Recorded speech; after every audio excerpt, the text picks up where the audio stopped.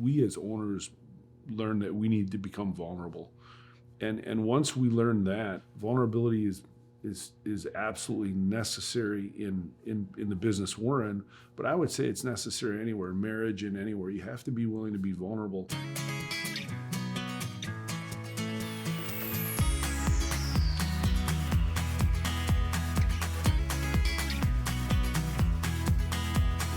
Welcome to the InitiativeOne Leadership Podcast, where we help leaders maximize their impact and transform their lives.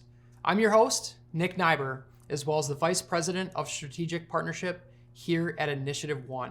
And in today's show, we have Robb Leonhard, and we are so excited to have Robb here. Robb is joining us from Viking Masek in Oostburg, Wisconsin. Yes, Oostburg, Wisconsin. And I had the honor of meeting Robb last summer, actually, and a couple months ago, I got the chance to tour his facility, and it was just a wonderful experience. So we have him here on the show here today. But before we bring him on, let me give you a little bit of background on Robb.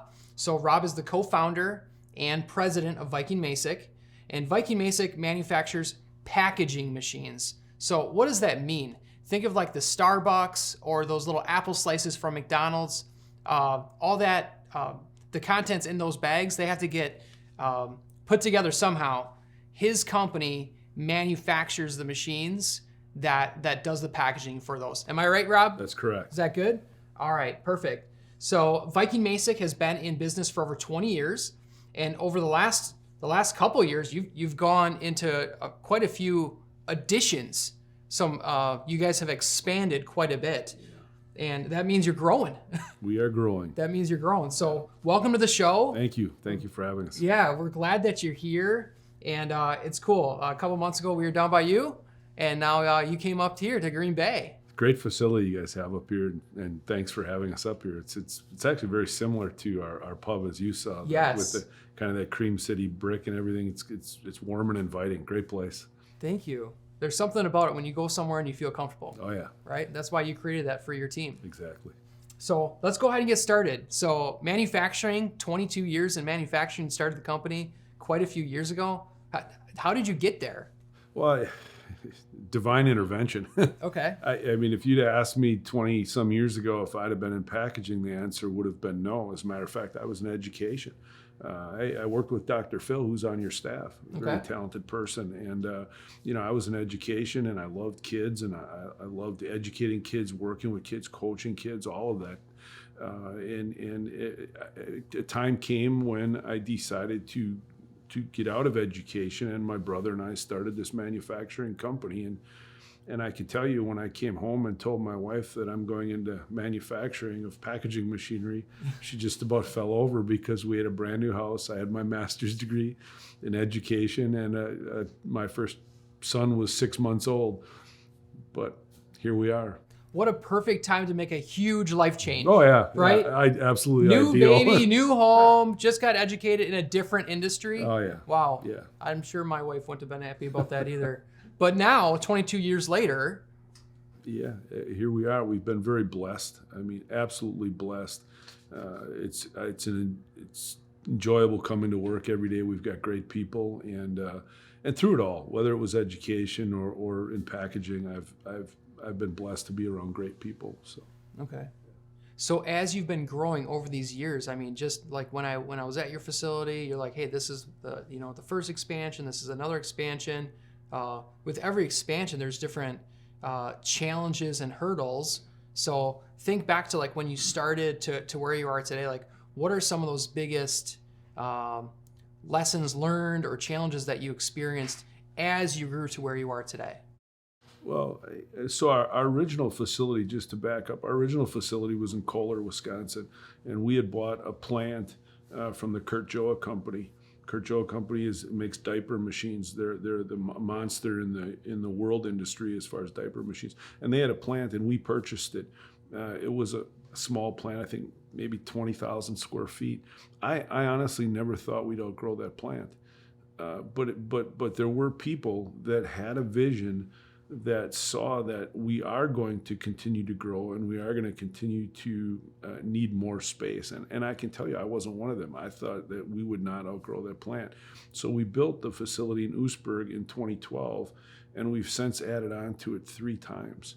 So it just keeps growing. And if it wouldn't, if they would have relied on my vision, we'd maybe still be in the plant in Kohler. Okay. But yeah.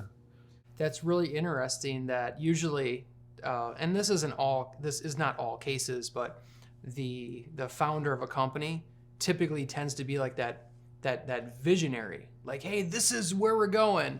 And what you're saying is the people that had been on your team, they actually shared and inspired a vision to where you are today. They almost forced the vision because they're so good that we grew. And we just kept growing, and that kind of forces the need for more space and a better facility and so on.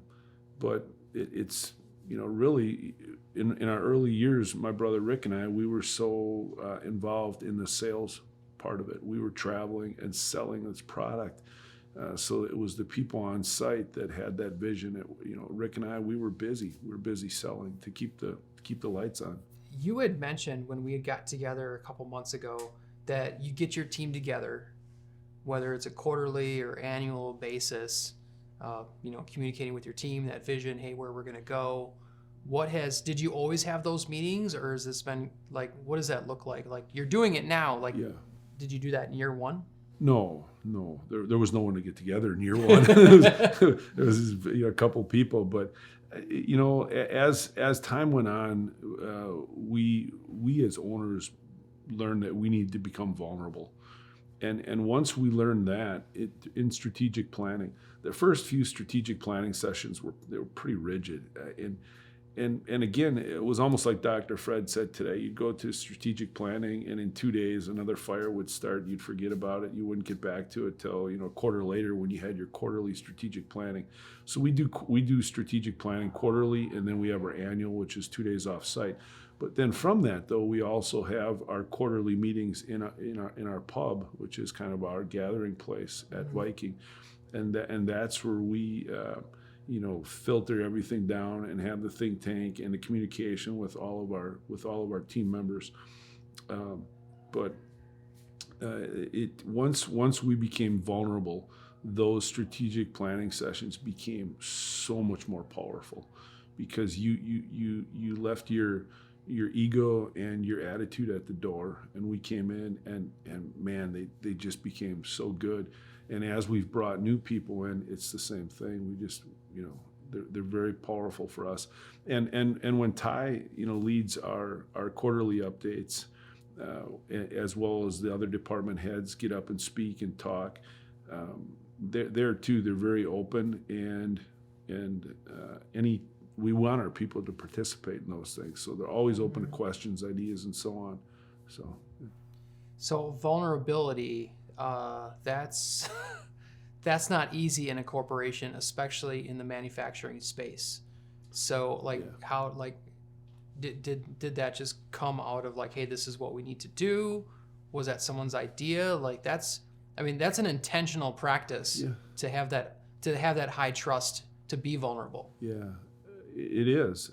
I can tell you as a type A, it's very difficult, and you can fall back into your old ways very quickly. Vulnerability is absolutely necessary in the business we're in, but I would say it's necessary anywhere, marriage and anywhere. You have to be willing to be vulnerable, and Ty has helped us out tremendously with that, because when Ty came in, in many ways people referred to us as the 4-headed monster. There were 4 owners, myself being one of them, and we were. We had strong personalities and whatnot. Once we learned to become vulnerable, everything opened up.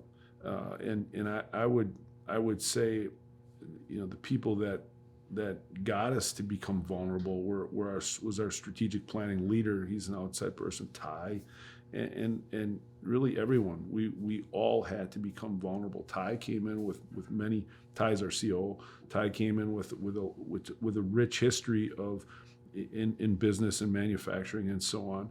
So he brought a tremendous amount of knowledge. I came in with a history of education, which in some ways the lessons are the same in business, but we all had to put our egos aside, and that's tough to do.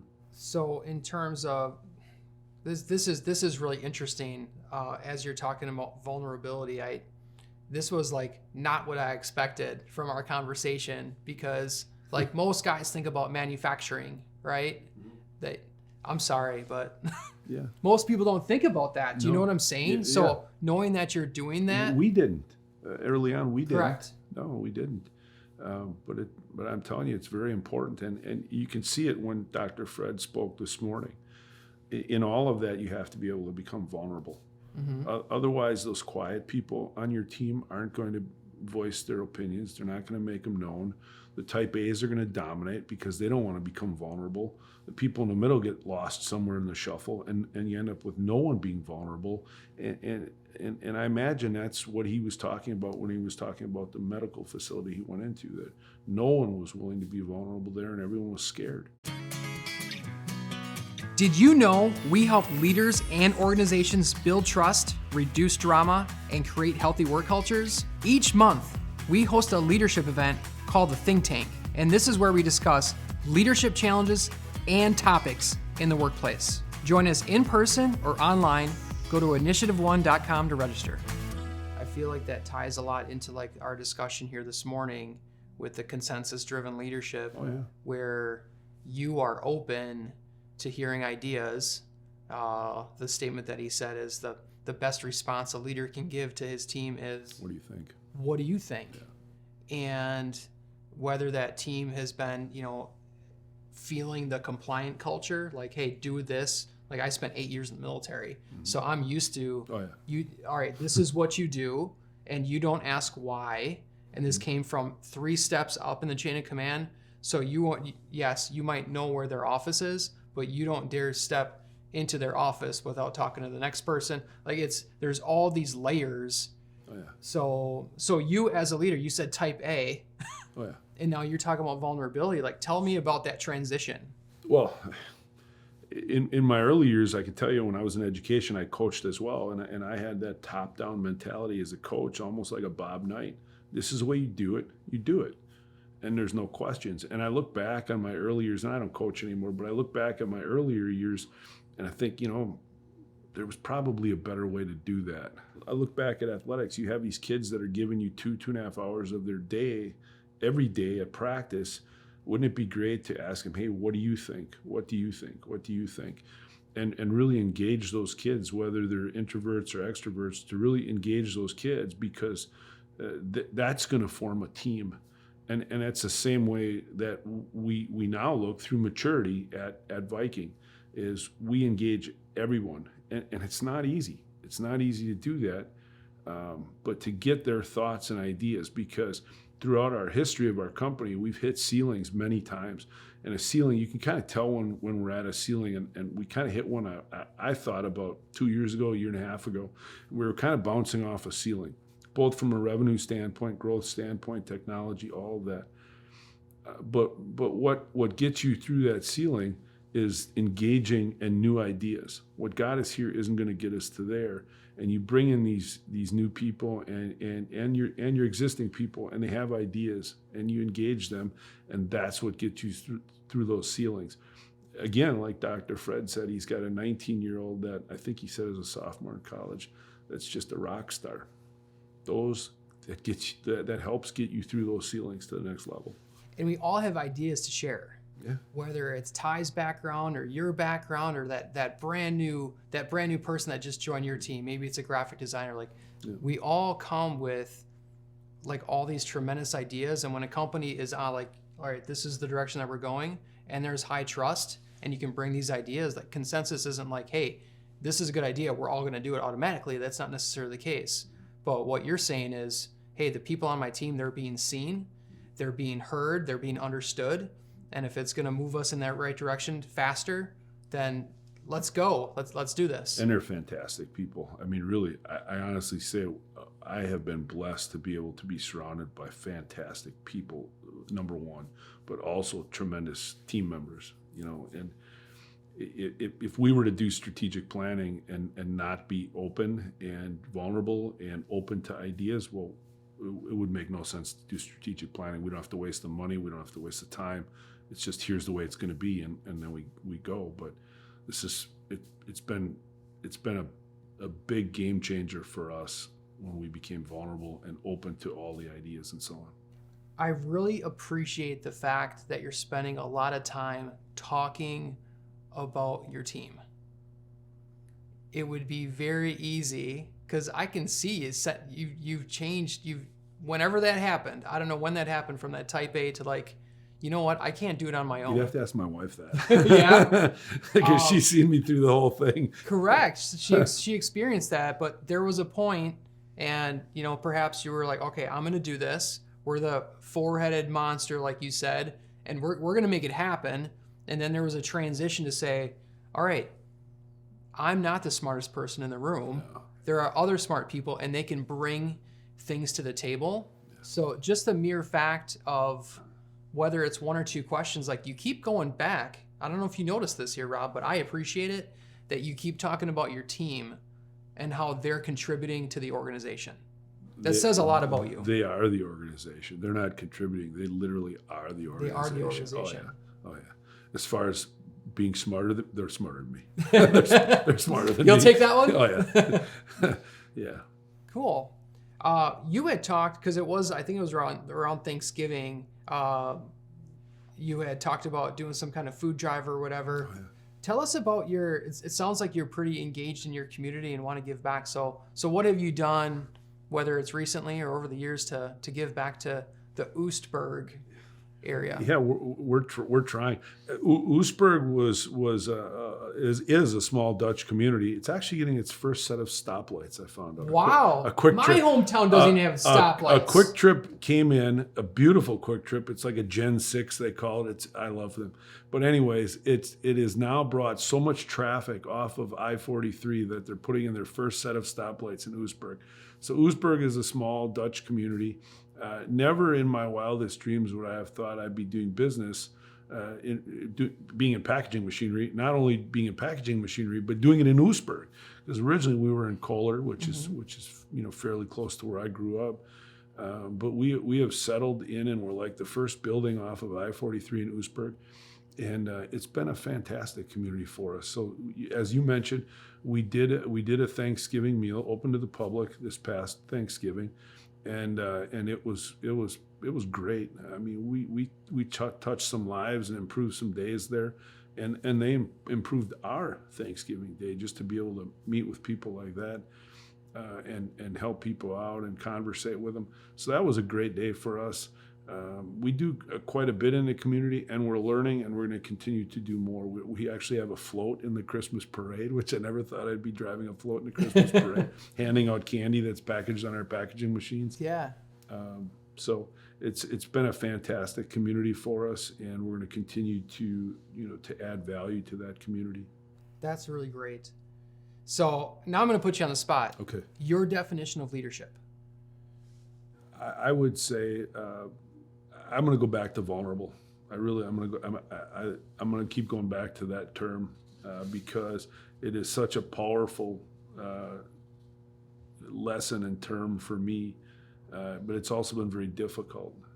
But a leader is someone that's willing to be comfortable being uncomfortable, to be vulnerable.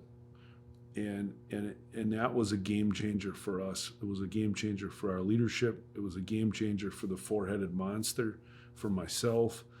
I'll keep going back to that because I absolutely believe in it.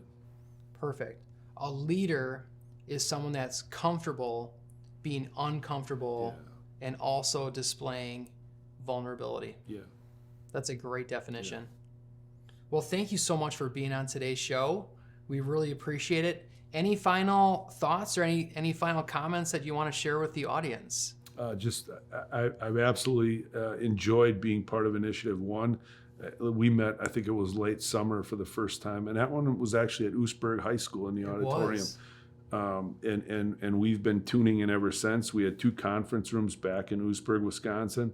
full of our team members tuning in this morning to the think tank. It's been tremendous for us. We take away something every time, even if it, like you said, it's one thing, but we take notes. And interestingly enough, when Dr. Fred said, "What do you think?" that was the first thing we did, Ty and I, after the think tank was over this morning, is the email went out to all of our employees. What do you think about today's presentation? Give me your ideas, your thoughts, and so on. So, been very, very helpful for us. Absolutely. That's cool. Thank you for the kind words about the think tank and the community. And we really, just like you want to impact your organization, and the more people that you can help, obviously the bigger impact that the company has. And that's really, really what we're focused here on Initiative One, is transforming lives and helping people become better leaders and serving their team, or just individually, even if it's just one person, they're leading a team of one themselves. There you go. Perfect. So you had talked a little bit about the think tank. Yeah. So I want to share with the audience here really quick. We just got done with our leadership event, our monthly leadership event here in January, and we call them, if you're new to the Initiative One community, our leadership events are called think tanks. We host these once a month, and we host them in person right here in Green Bay. We have a satellite office in Knoxville, Tennessee, but then we also have several hundred people plug in virtually, like Rob's team. Yeah. Like, out of anyone from your company, you and Ty are really the only ones that have ever been here in person, but you still had the same impact because you're getting your community around. Exactly. So if you're new to Initiative One and you're just hearing about Initiative One, go to our website, initiativeone.com/events, and then register for our next think tank.